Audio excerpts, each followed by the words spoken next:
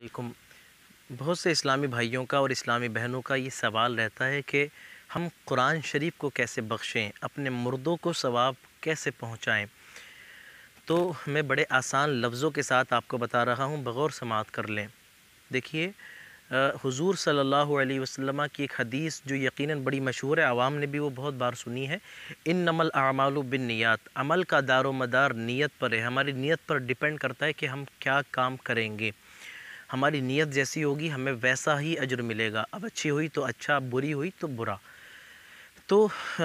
دو چیزیں ہوتی ہیں۔ پہلی چیز یہ ہوتی ہے کہ جب ہم قرآن شریف پڑھ رہے ہوتے ہیں، ہم ایک اسپیسیفکلی کسی کے لیے سوچ کر پڑھ رہے ہوتے ہیں، مثلا کسی کا گھر میں انتقال ہو گیا، کسی عزیز کا، اقربا کا، محلے والے کا، پڑوسی کا انتقال ہوا، تو ہم اس کے تعلق سے سوچ کر پڑھ رہے ہوتے ہیں کہ بھئی یہ میرے چچا کے لیے، یہ والد کے لیے، دادا کے لیے، یہ دادی کے لیے،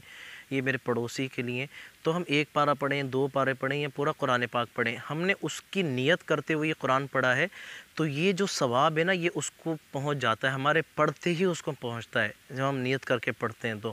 یہ تو پہنچ جاتا ہے، بخشنے کی ضرورت نہیں ہے۔ اگر آپ بخشیں گے تو وہ مستحب ہے، بخشیں گے تو ظاہر سی بات ہے، ایک طریقے سے وہ درود پڑھنا ہوگا، اللہ پاک کا ذکر کرنا ہوگا، دعا مانگنی ہوگی اللہ سے، تو اللہ کو جو پسند بھی ہے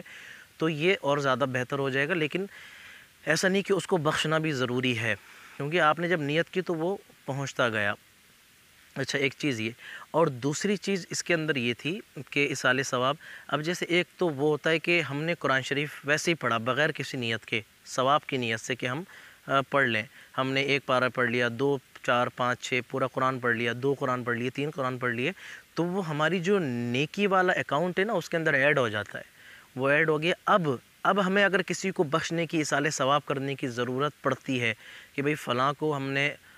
جو ہے اصال ثواب کرنا ہے، پڑوسی کو، عزیز و اقربا کو، اس کو ثواب، اصال ثواب ہم نے کرنا ہے، تو پھر اب اصال ثواب کس طریقے سے کریں، وہ قرآن شریف ہم بخشیں کس طریقے سے ان کو؟ تو دیکھیے، بہتر طریقہ یہ ہے کہ آپ جو ہے نا، اپنے ہاتھ اٹھائیے، 3 مرتبہ اللہ کے رسول صلی اللہ علیہ وسلم کو کے لیے درود پاک پڑھیے آپ کی بارگاہ میں، اللہم صلی علی سیدنا مولانا محمد وعلی آل محمد صلی اللہ علیہ وسلم،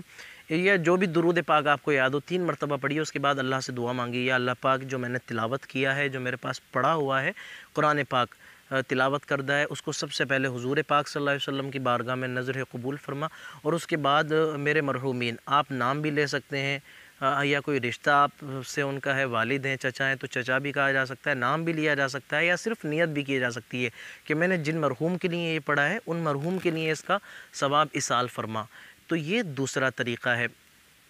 پہلا طریقہ وہ والا کہ کسی کے لیے پرٹیکولر نیت کر کے ہی پڑھا تو ہمارے پڑھتے ہی اس کو پہنچ گیا، اور دوسرا یہ صرف قرآن شریف نہیں، درود پاک، اللہ کا کوئی نام جس کا آپ ورد کریں، یا کوئی تسبیح جو آپ پڑھیں، کلمہ شریف کا ورد کریں، جب آپ نیت کر کے پڑھتے ہیں تو ان کو پہنچ جاتا ہے۔ باقی جو بخشنے کا طریقہ ہے وہ یہی ہے کہ آپ ہاتھ اٹھائیں، مطلب یہ بہتر طریقہ ہے، جس کو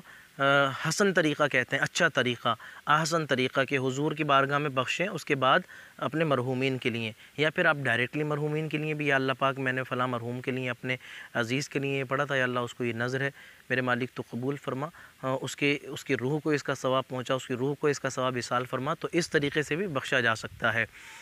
تو یہ مسئلے تھے قرآن پاک کو بخشنے کے، اپنے مردوں کو اصال ثواب پہنچانے کی۔ میری امید ہے کہ آپ کے بات سمجھ میں آ گئی ہوگی، اس کو آگے بھی شیئر کیجیے۔ اللہ تعالیٰ سے دعا ہے کہ اللہ تعالیٰ ہمیں عمل کی توفیق دے، آمین۔ اللہ حافظ۔